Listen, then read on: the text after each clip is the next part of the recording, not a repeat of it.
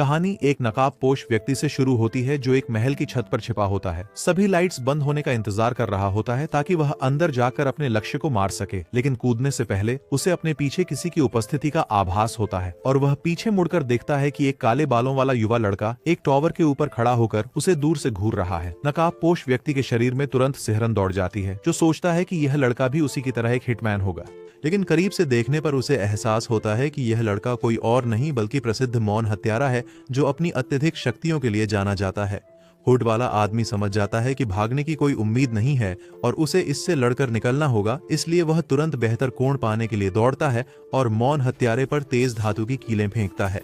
हालांकि उसके लिए दुर्भाग्यवश हत्यारा बहुत तेज है और हमले को आसानी से चकमा दे देता है और सीधे हुड वाले आदमी की ओर दौड़ता है। आदमी अपनी खंजर निकालता है और एक ही वार में इसे खत्म करने की कोशिश करता है, लेकिन काले बालों वाला लड़का अपनी खंजर से हमले को पलक झपकते ही रोक और मोड़ देता है। वे छत पर आगे पीछे होते हैं, इससे पहले कि उनका लड़का कुशलता से अपने प्रतिद्वंद्वी को निहत्था कर देता है। हिटमैन इतनी आसानी से हार मानने वाला नहीं है, क्योंकि वह फिर से कई स्पाइक्स फेंकता है जिन्हें हत्यारा चकमा देता है, लेकिन इससे हुड वाले आदमी को हमला करने का मौका मिल जाता है। दुर्भाग्यवश उसके लिए काले बालों वाले लड़के ने पहले ही इस पर विचार कर लिया था और हमले से बचकर उसके पीछे आ गया। नकाबपोश हिटमैन हताश होने लगता है, क्योंकि उसे एहसास होता है कि उनके बीच शक्ति का अंतर बहुत बड़ा है और वह युवा हत्यारे पर अपनी पूरी ताकत झोंकने की कोशिश करता है, लेकिन लड़का शांत रहता है। हिटमैन द्वारा किए गए हर वार और प्रहार को रोकता और मोड़ता है, यहाँ तक कि उसके गुप्त छिपे हुए जूते के ब्लेड को भी रोकता है। इसके साथ ही हिटमैन के पास कोई चाल नहीं बचती, जबकि हत्यारा उसे हाथ में छुरा घोंप देता है और उसकी टांगें तोड़ देता है, उसे जमीन पर छोड़ देता है। हिटमैन विश्वास नहीं कर सकता कि लड़के ने उसे कितनी आसानी से संभाल लिया, लेकिन वह अपनी हार स्वीकार कर लेता है, क्योंकि आकाश से एक तलवार गिरती है, उसके दर्द को हमेशा के लिए समाप्त कर देती है। अपनी प्रतिस्पर्धा को रास्ते से हटाकर हत्यारा अपने लक्ष्य के कमरे में प्रवेश करता है, जो बिस्तर पर सो रहा है और उसे खतरे का कोई अंदाजा नहीं है। वह एक बार फिर अपने संकल्प को मजबूत करता है और अपने मिशन को पूरा करते हुए लक्ष्य को छुरा घोंपने के लिए अपना खंजर उठाता है। बस कुछ समय पहले यह घातक हत्यारा जापान का एक सामान्य अकेला किशोर था, जिसका नाम अकीरा था, जो हाई स्कूल जाता था और अपने फोन पर मंगा पढ़ते हुए अकेले समय बिताना पसंद करता था। उसके अधिकांश सहपाठी उसकी परवाह नहीं करते थे, लेकिन एक भाग्यशाली दिन उनकी वास्तविकता में अचानक एक दरार आ जाती है और वह अपने सभी सहपाठियों के साथ एक अदालत के बीच में एक पूरी तरह से अलग दुनिया में पहुंच जाता है। वे सभी डर जाते हैं, सोचते हैं कि यह कोई सपना है या कोई मजाक, जब एक बूढ़ा जादूगर एक दरवाजे से आता है और दावा करता है कि शाही महाराज उनसे बात करना चाहते हैं। उनमें से कोई भी नहीं समझता कि यह सब क्या हो रहा है, जबकि कुछ सोचते हैं कि यह कोई पोशाक पार्टी है, लेकिन जल्द ही राजा राजकुमारी के साथ कमरे में प्रवेश करता है और उनका स्वागत करता है नए दुनिया में, जहाँ उन्हें एक विशेष जादुई अनुष्ठान द्वारा बुलाया गया है। राजा तुरंत काम की बात पर आ जाते हैं और दावा करते हैं कि वह सबसे बड़े मानव साम्राज्य के शासक हैं, जो वर्तमान में राक्षसों के हमले के खतरे में है। वह दावा करता है कि केवल दूसरे दुनिया का एक नायक ही दानव राजा को हमेशा के लिए हराने की सच्ची शक्ति रखता है, अन्यथा वे सभी मृत्यु और विनाश के लिए अभिशप्त होंगे।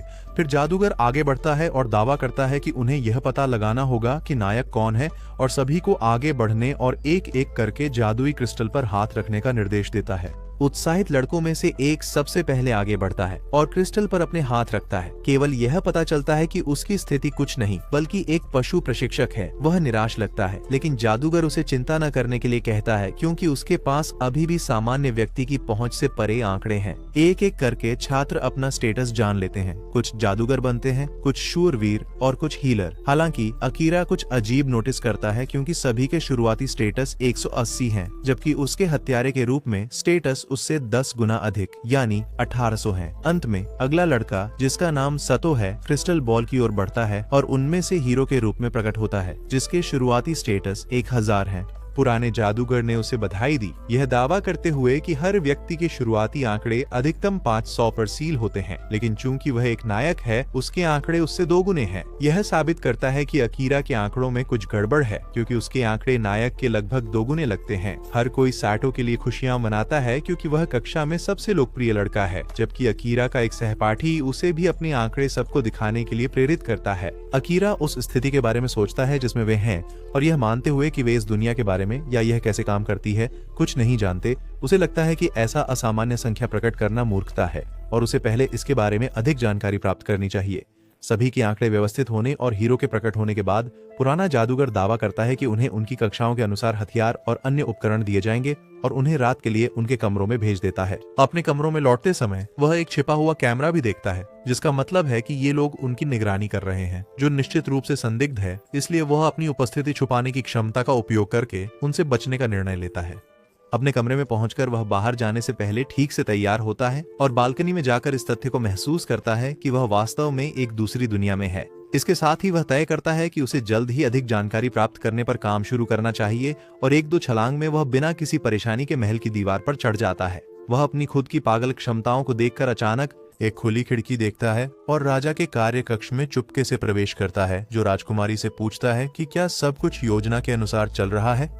राजकुमारी जवाब देती है कि दूसरे दुनिया के बच्चों को नहीं लगता कि उन्हें पता है कि क्या हो रहा है और उनमें से किसी के पास कोई जादुई क्षमता नहीं है जो किसी समस्या का कारण बने। राजा उसे उन पर नजर रखने के लिए कहता है और फिर अपने काम पर ध्यान केंद्रित करता है। अपनी छुपी उपस्थिति कौशल के साथ अकीरा राजा के बगल में खड़ा होकर लगभग अदृश्य है। सोचता है कि वह इस आदमी को अभी कितनी आसानी से मार सकता है, लेकिन इसके खिलाफ फैसला करता है। अगली सुबह अकीरा अपने बाकी सहपाठियों के साथ नाश्ते की मेज पर बैठता है, जो बिल्कुल भी चिंतित नहीं लगते, जबकि सतो, जो लोकप्रिय अच्छा लड़का है, खड़ा होता है और एक अजीब भाषण देता है कि वे सभी अपने खुद के विश्व में जितने मजबूत थे उससे कहीं ज्यादा मजबूत हैं। इसलिए उन्हें अपनी क्षमताओं के साथ इस दुनिया के लोगों की मदद पर ध्यान केंद्रित करना चाहिए और राजा के निर्देशानुसार राक्षस स्वामियों के खिलाफ लड़ाई करनी चाहिए।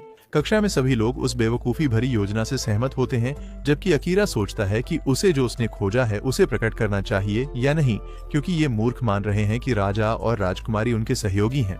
नाश्ते के बाद सभी छात्र प्रशिक्षण मैदान में इकट्ठा होते हैं, जहां शाही सेना के लॉर्ड कमांडर सेरेन अपना परिचय देते हैं और कहते हैं कि चूंकि वे सभी नए हैं, वह उन्हें प्रशिक्षण में मदद करेंगे ताकि 1 महीने बाद वे एक कालकोठरी में जाकर वास्तव में अपनी क्षमताओं का परीक्षण कर सकें। सातो तुरंत सभी को एकजुट करता है, यह दावा करते हुए कि वे अपनी पूरी कोशिश करेंगे, जबकि अकीरा अभी भी खुद को छुपाए हुए है और दूर से सर्कस को चुपचाप देख रहा है। वह अकेले ही कुछ और जानकारी प्राप्त करने का निर्णय लेता है, लेकिन उसे आश्चर्य होता है जब सेरेन उसका पीछा करता है और अपनी कक्षा को अपने लेफ्टिनेंट गिल को सौंप देता है। अकीरा सोचता है कि क्या उसकी छुपने की क्षमता खत्म हो गई है या सक्रिय रहने की अधिकतम अवधि है, लेकिन सेरेन बस मुस्कुराता है, यह दावा करते हुए कि उसे चिंता करने की जरूरत नहीं है क्योंकि उसकी क्षमताएं ठीक से काम कर रही हैं। वह यह प्रकट करता है कि उसे खुद रहस्यमय दृष्टि का वरदान मिला है, जो उसे तापमान में अंतर देखने की अनुमति देता है। तो मूल रूप से वह एक चलता फिरता थर्मल कैमरा है। अकीरा सतर्क हो जाता है और तलवार पर हाथ रखता है, पूछता है कि क्या उन्हें कोई परेशानी होने वाली है, लेकिन उसे शांत करता है, यह दावा करते हुए कि उसका राजा या राजकुमारी के सामने उसे उजागर करने का कोई इरादा नहीं है।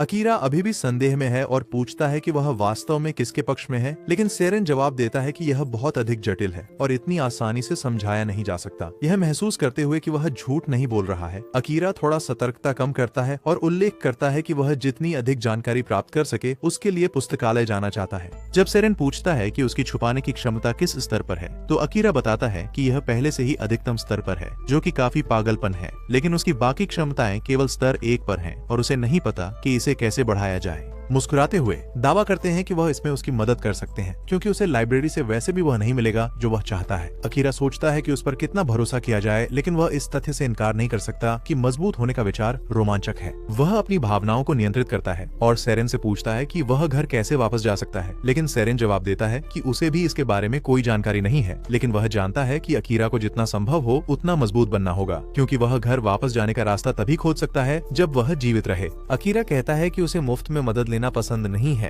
तो सेरेन जवाब देता है कि उसे चुकाने के लिए अकीरा उसे अपनी दुनिया के बारे में और बता सकता है। यह काम करता है क्योंकि अकीरा सेरेन से हाथ मिलाता है, जो इस दुनिया में पहला व्यक्ति है जिस पर वह भरोसा करने का निर्णय लेता है। जल्द ही वह इस दुनिया की अन्य जातियों के बारे में सीखना शुरू करता है, जैसे कि जानवर लोग और एल्व्स, जिनके अपने अलग महाद्वीप हैं। वह अपनी शारीरिक और मानसिक क्षमताओं का प्रशिक्षण भी जारी रखता है, यह दावा करते हुए कि प्रशिक्षण ही उसकी कौशल को बढ़ाने और बेहतर बनाने का एकमात्र तरीका है, जबकि उसकी कक्षा भी गिल्स के मार्गदर्शन में अलग से प्रशिक्षण लेती है। एक शाम वह सेरेन से मिलने जाता है क्योंकि उसे एक किताब मिलती है जिसे वह निश्चित रूप से मानता है कि यह लॉर्ड कमांडर द्वारा लिखी गई है। सेरेन किताब को पकड़ता है और मुस्कुराता है, यह दावा करते हुए कि यह वास्तव में राजा को उखाड़ फेंकने की योजना है जो उसने लिखा है और एक कुकबुक के रूप में छुपाया है। सेरेन खुलासा करता है कि राजा एक ऐसा टूटा हुआ व्यक्ति है जिसे ठीक नहीं किया किया जा सकता, जो दुनिया के संचालन के तरीके को बदलने के लिए कुछ बहुत पागल करने जा रहा है और सेरेन इसे होने नहीं दे सकता। उसी समय वह शाही योद्धाओं का कमांडर है, जिनका पवित्र कर्तव्य राजा की रक्षा करना है। अकीरा उसकी समस्या समझता है और खुलासा करता है कि उसके पास राजा को मारने का मौका था उसी रात जब उन्हें यहाँ बुलाया गया था, लेकिन वह अपने खंजर का उपयोग नहीं कर सका। सेरेन गर्मजोशी से जवाब देते हैं कि उसने सही निर्णय लिया, क्योंकि सिर्फ इसलिए कि वह एक हत्यारा है इसका मतलब यह नहीं है कि उसे हत्याएं करनी ही होंगी। अंततः 1 महीना बीत जाता है और सभी नायक काल कोठरी में प्रवेश करने के लिए तैयार होते हैं और लगभग पूरे शहर द्वारा तालियों और जयकारों के साथ उनका स्वागत किया जाता है। हालांकि दूर से अकीरा एक हुड वाली लड़की को उन्हें घूरते हुए देखता है, इसलिए वह अपनी कौशल का उपयोग करके उसके पीछे प्रकट होता है, उसे चौंका देता है। वह पूछता है कि वह उन्हें इतनी नाराजगी से क्यों देख रही है, और नीले बालों वाली लड़की जवाब देती है कि शहर में हर कोई उसे और उसके साथियों को नायकों के रूप में सराह रहा है, लेकिन वह जानती है कि उन्हें यहाँ बुलाने के लिए क्या बलिदान किया गया था। अकीरा मानता है कि उसे किसी बलिदान के बारे में कोई जानकारी नहीं है, लेकिन एक एनपीसी की तरह वह उसे खुद पता लगाने के लिए कहती है और चली जाती है।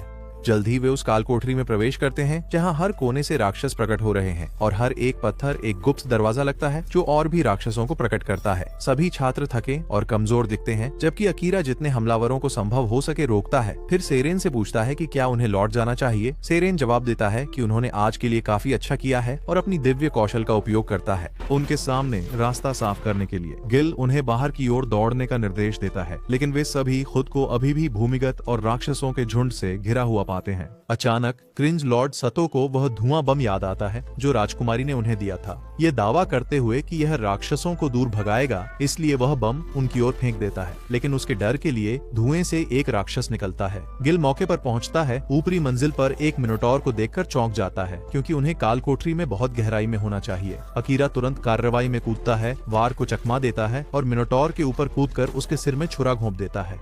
लेकिन उसकी हैरानी के लिए उसका खंजर छोटे छोटे टुकड़ों में टूट जाता है, जिससे वह पीछे हट जाता है। सतो जमीन पर ही रहता है, अपनी तलवार उठाने के लिए बहुत कमजोर है, लेकिन अकीरा उसे पीछे रहने के लिए कहता है, क्योंकि उसे वह नायक होना चाहिए जो राक्षस राजा को हराता है। कमांडर सेरेन मौके पर पहुंचते हैं। जब अकीरा सुझाव देता है कि वह अपनी विशेष क्षमता का उपयोग करे और बाकी उसे छोड़ दे, तो उसे एहसास होता है कि वे वास्तव में कितनी बुरी स्थिति में हैं। सेरेन उसे बताते हैं कि यह खतरनाक हो सकता है, लेकिन अकीरा की आंखों में दृढ़ संकल्प देखकर वह आगे बढ़कर मंत्र पढ़ने का निर्णय लेते हैं। तुरंत ही एक विशाल बिजली का झटका मिनोटॉर को लगता है, जबकि अकीरा खुद को राक्षस के पीछे तैयार करता है।